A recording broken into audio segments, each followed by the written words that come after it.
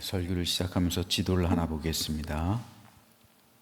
지금 보시는 지도는 가나안 땅에서 이스라엘 지파에 분배된 땅을 표시한 것인데, 요단강을 중심으로 요단강 오른쪽에 밑에서부터 루벤 지파, 갓 지파, 그리고 므낫세 반 지파, 동쪽에 있는 므낫세 지파 반 지파입니다. 그리고 서쪽에도 므낫세 지파가 있죠. 이렇게 분배받았습니다. 민수기 32장, 오늘 우리가 읽은 본문의 배경이 되는 장소는 저 아래쪽에 표시한 아벨 시딤이란 장소예요.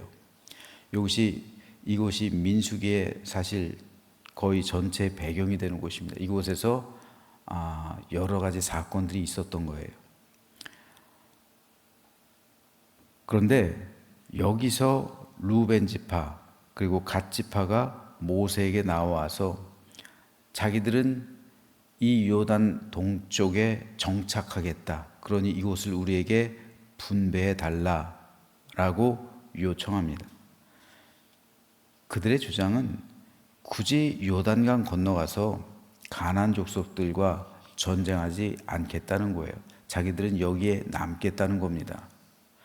그 전쟁이 언제 끝날지도 모르고, 전쟁에서 승리한다 할지라도 이곳처럼 좋은 곳을 분배받는다는 보장도 없기 때문에 자기들은 여기 남아있겠다는 거예요. 이곳이 아주 자기들이 목축하기에도 좋고 나중에 농사 짓기에도 좋겠다라는 겁니다. 혹여나 전쟁에서 지기라도 한다면 괜히 피 흘리기만 하고 땅은커녕 쫓겨날 수도 있기 때문에 자기들은 이곳에 머물겠다라는 요청입니다. 그러나 이것은 상당히 이기적인 생각이었습니다. 다른 지파 사람들이 요단강 건너가서 가나안 족속들과 피 흘리며 싸울 때 자기들은 평안하게 이곳에 남아 목축하면서 땅을 기업으로 삼고 자기들만 평안하게 잘 먹고 잘 살겠다는 것이죠. 다른 지파가 피 흘린 대가와 수고를 자기들은 아무 희생 없이 취하겠다는 거예요. 그러니 모세뿐 아니라 다른 지파 사람들이 분노한 것은 당연했습니다. 이에 모세는 가나안 정복 전쟁의 세 가지 원칙을 말합니다. 그것은 공동 정복, 공동 분배, 공동 정착이었어요. 이 세 가지 원칙을 모세가 제시하고 있는 거예요. 가나안 땅은 공동으로 정복해야 한다. 그리고 공동으로 분배해야 된다. 그리고 공동으로 정착해야 된다.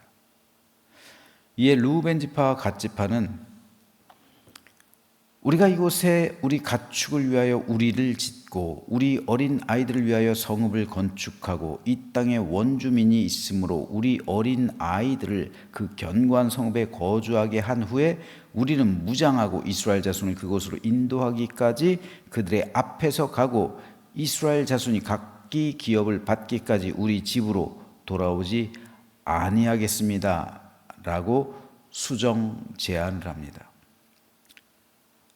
수정해서 제안을 하는 거예요. 다시 말해서 우리가 이곳에 성읍을 짓겠습니다. 그리고 우리 부녀들, 노인들, 그리고 어린이들, 그리고 그들을 지키는 일부 사람들 남겨놓고 우리는 가장 앞에서 우리가 선봉대로 가겠습니다. 루벤 지파, 갓 지파 4만 명이 넘거든요. 남쪽 진영이에요. 남쪽 진영에 있었던 시몬 지파 빼고.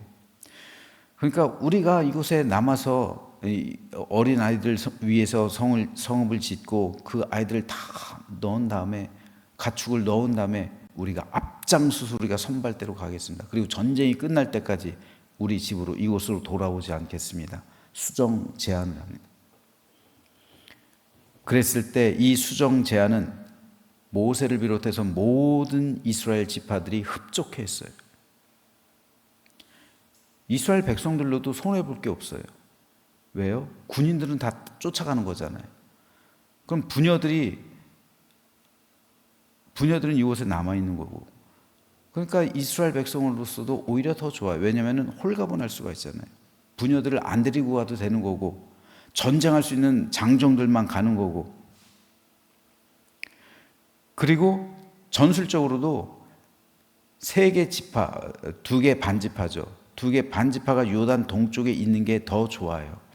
왜냐하면 요단 동쪽 편, 여기에는 그 밑에 모압 족속, 암몬 족속이 있었고요. 또 미디안 족속이 있잖아요. 그래서 언제 이들이 요단강을 건너와서 이스라엘의 배후를 칠지 몰라요. 막 가나안과 전쟁하는데 뒤에서 이 암몬 족속, 모압 족속, 그리고 미디안 족속이 연합해서 쳐들어와 봐요. 그거 굉장히 곤란하잖아요. 하지만 루벤 지파, 갓 지파, 그리고 므낫세 반 지파가 그곳에 남아 있으면, 일부라도 있으면 다른 족속들이 자기 성읍을 비우고 들어오질 못해요. 왜요? 이 지파가 있기 때문에. 이 지파가 또 정복하러 올 수 있잖아요. 그러니까 일부 남아 있는 게 전술적으로 훨씬 좋은 거예요. 이스라엘 지파로서는. 게다가 루벤 지파, 갓 지파, 므낫세 반 지파에서 생산되는 곡식들, 전쟁이 1, 2년 가는 게 아니잖아요. 그런데 루벤 지파, 므낫세 지파, 반 지파, 그리고 갓 지파에서 곡식들을 생산하잖아요. 각종 음식들이 생산되잖아요. 이스라엘 백성을 위한 병참기지가 되는 거예요. 군수기지가 되는 거예요. 그리고 그 음식을 대잖아요. 그러니까 군수, 보급, 기지 역할까지도 하는 거예요. 그러니까 굉장히 좋은 선택이 될 수가 있는 거예요.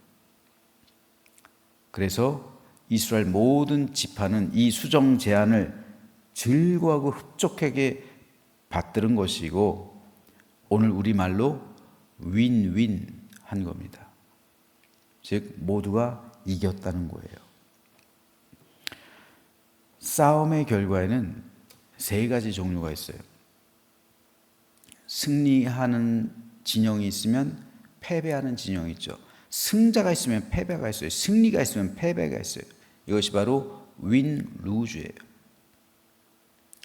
위너가 있으면 루저가 있죠. 승리, 윈 있으면 패배, 루즈가 있어요. 이 경우 승리한 진영은 명예를 얻어요. 그리고 모든 것을 가져가요. 하지만 패배한 진영 명예를 잃고 모든 것을 잃어버립니다. 그래서 국가, 사회단체, 정당, 사람들은 승리에 열광하는 거예요. 윈 루즈 정책. 지금 대부분의 국가와 사회와 정당과 그리고 개인들은 윈 루즈 정책 하에 살아가고 있어요. 승리하면 모든 것을 갖고 패배하면 모든 것을 잃어버리고. 하지만 이에 비해서 드물게는 서로 윈윈 하는 경우가 있어요. 승자와 승자가 둘 다 승자가 돼요. 둘 다 승리를 해요. 오늘 본문에서 요단 동쪽 지파와 다른 이스라엘 지파들의 관계가 이래요. 성경에서 드물게 승리와 승리, 즉 윈윈 전략이 실행되고 있는 것이 바로 이 부분입니다. 이들도 처음에는 이런 관계가 아니었어요. 하지만 대화와 타협을 통해서 화해하게 됐고, 이해하게 됐고, 포용하게 됐고, 나아가서 윈윈하게 되었습니다. 즉 서로 실리를 챙겼다는 거예요. 국가와 국가 간의 관계에 있어서 가장 좋은 외교가 바로 윈윈 전략입니다. 윈윈 전략이 있는 곳엔 평화가 있어요.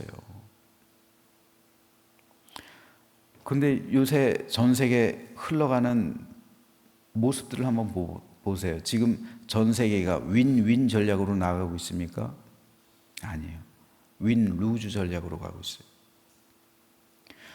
제가 미국의 강경 세력에 대해서 우려하고 있는 것이 바로 이겁니다. 미국뿐 아니에요. 이스라엘도 그렇고 이란도 그렇고 중국도 그렇고 일본도 그렇고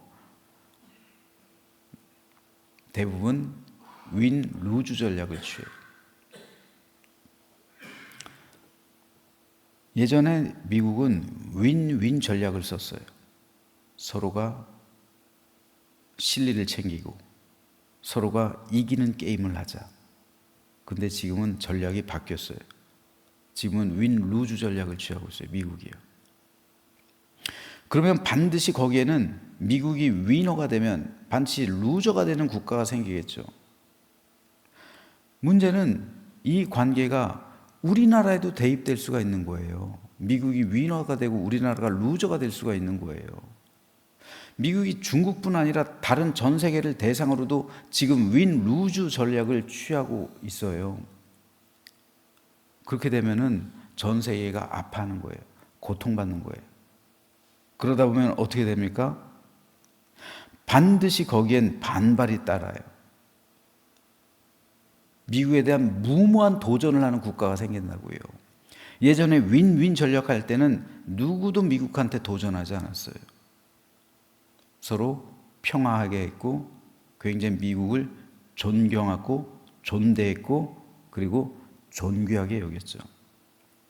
하지만 윈 루즈 전략을 취하면은 반드시 거기에는 대가가 따라요. 물론 미국이 가져가는 게 많이 있겠죠. 얻는 게 많겠죠. 실리를 많이 챙기겠죠. 하지만 거기에는 반드시 반발 심리가 생기고 그리고 언젠가 잘못하게 된다면 다 마지막 세 번째 단계인 루즈 루즈, 즉 패배와 패배, 둘 다 패배자가 돼요. 둘 다 모든 걸 잃어버려요. 그럴 때가 생겨요. 반드시 그럴 때가 생겨요.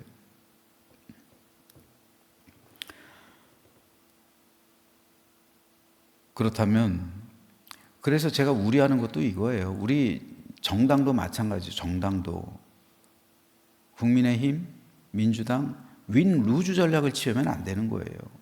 윈윈 전략을 취해야지. 그래야 이 나라 이 민족이 잘 되는 거예요. 윈 루즈 전략을 취하면요 나중에는 다 루저가 되는 거예요. 둘 다. 그렇게 돼서 우리나라가 잘 되겠어요? 둘 다 패배하는 겁니다. 사회도 마찬가지예요. 교회는요? 교회는 더하죠. 모든 교회는 마귀와의 영적 싸움에 있어서는 반드시 윈 루즈 전략을 취해야 돼요. 이건 타협할 수 있는 게 아니에요. 교회가 승리하든 지든 둘 중에 하나예요. 윈 루즈 전략으로 나아가야 됩니다. 사탄과 윈윈하는 것은 교회가 세속화됐다는 거예요. 사탄과는 윈윈할 수 있는 관계가 아니에요. 우리 서로 이기자, 우리 서로 승리자가 되자, 이게 말이 안 되는 거예요. 교회와 사탄과의 관계에 있어서는. 교회와 사탄은 윈 루즈 전략으로 가야 됩니다.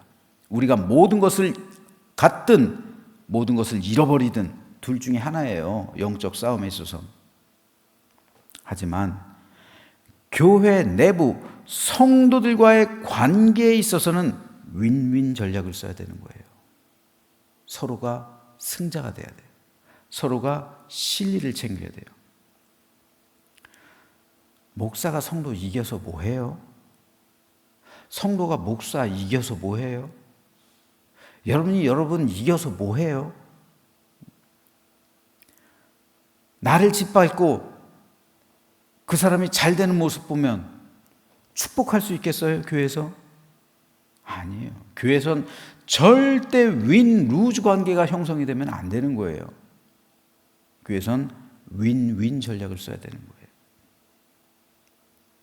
그래서 어떤 관계에 있어서도 그래 나도 축복받고 당신도 축복받자, 이 관계가 돼야 되는 거예요. 그렇지 않으면 서로 루저가 돼버려요. 서로 패배자가 돼버려요. 그래서 바울은 빌립보 교회 성도를 향해서 마음을 같이하여 같은 사랑을 가지고 뜻을 합하며 한 마음을 품어라 말한 겁니다. 빌립보 교회도 분쟁이 있었어요. 분쟁 없는 교회 없어요. 성경에서 안 좋은 교회 대명사가 고린도 교회거든요. 분열하는 교회. 근데 좋은 교회도 있었어요. 빌립보 교회예요. 그래서 빌립보서를 기쁨의 서신이라고 말하잖아요. 기쁨이란 말이 많이 들어요. 많이 들어가 있어요, 이 단어가. 그런데 빌립보서는 옥중서신이에요. 바울이 로마에서 1차 가택 연금 당하고 있을 때 4개의 서신을 쓰죠. 옥중서신을 써요. 그런데 그 옥중서신 가운데 하나가 빌립보서예요. 근데 빌립보서의 별명은 기쁨의 서신이에요. 왜요? 바울은 빌립보 교회와 성도를 생각할 때마다 기뻐했다는 거예요. 그리고 실제로 빌립보 교회는 바울의 선교 비용을 많이 대줬어요. 실제로 바울을 위해서 진짜 너희가 눈까지 빼어줄 정도로, 목숨까지 바칠 정도로 나를 그렇게 사랑한다. 그렇기 때문에 바울은 빌립보 교회와 성도를 생각할 때마다 기뻤어요. 그래서 기쁨의 서신이라고 부르잖아요. 옥중 서신인데. 그런데 그 좋은 교회도 분쟁이 있어요. 분쟁 없는 교회는 없어요. 사람과 사람이 만나니까. 여러분, 부부도 싸움하잖아요. 부모도 싸움하잖아요. 형제도 싸움하잖아요. 그런데 남들이 지식과 가치관과 사상과 생각이 다른 사람들이 모여 있으니 당연히 분쟁이 일어나죠.